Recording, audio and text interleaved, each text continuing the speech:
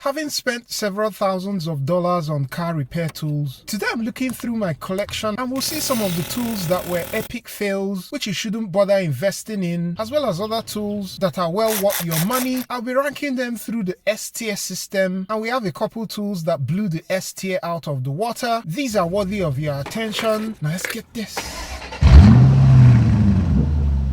Let's kick things off with this Zetron refrigerant leak detector, which I got because I was having a hard time tracing the leak on this 2008 Toyota Matrix. However, this tool ended up being an instant regret, as I quickly found out that the source of the leak I was having on the car was coming from the front door to my house. This is straight up money down the drain, and for that reason, it opens the ranking table with a solid F. Next is my experience with the CRC intake valve and turbo cleaner, which is meant to clean out the stubborn intake valves on GDI cars. However, I've now used this twice, and the cleaning it did was nowhere near the 46% of deposits removed in 1 hour. I would have given this an F, but because it did some little cleaning, I'll promote it to the below average D tier. Next up, if you're going to be working on engines, it's important that you have a plan in place for when things fall into the engine, and this magnetic pickup tool has been a lifesaver. Very strong magnet.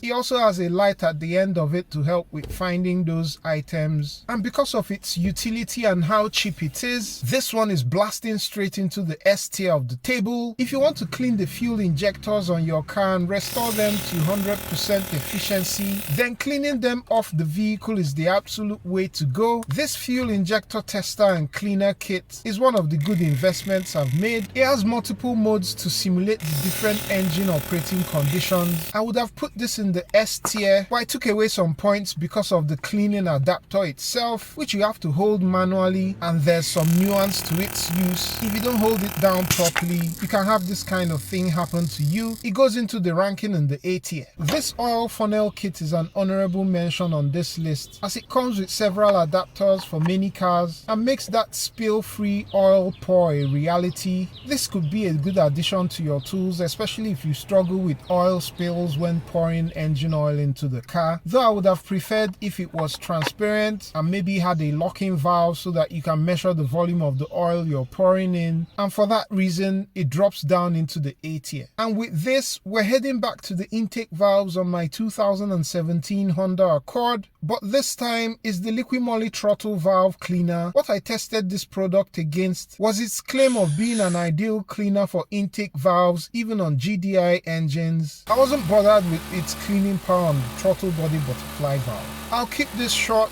The product failed woefully in my opinion, even after running 2 consecutive cans back to back, and for me it did worse than the CRC intake valve and turbo cleaner. Even though I love Liqui Moly products so much and it really pains me to do this, but when it comes to this product cleaning intake valves on GDI engines, it's going down straight into the F tier. This Aoben electric ratchet has been a smart investment and has helped take the chore out of taking off bolts and nuts, especially in those tight spots, and I'm impressed with it overall, including its battery life and its affordability. I would have said this deserves an S tier, but because you can still do what it does manually, even though it's going to take more time, for that reason I'll drop it down to the A tier. Next on my list of bad investments is this pen style brake fluid tester. I have a separate video on this where I tested it against brand new brake fluid brands from different manufacturers, and it kept identifying new fluid as being old. That said, I later got one fluid that he identified correctly. Because of these inconsistencies, and also there's some nuance with the depth to which you insert the probes, it's joining its CRC cousin in the D tier.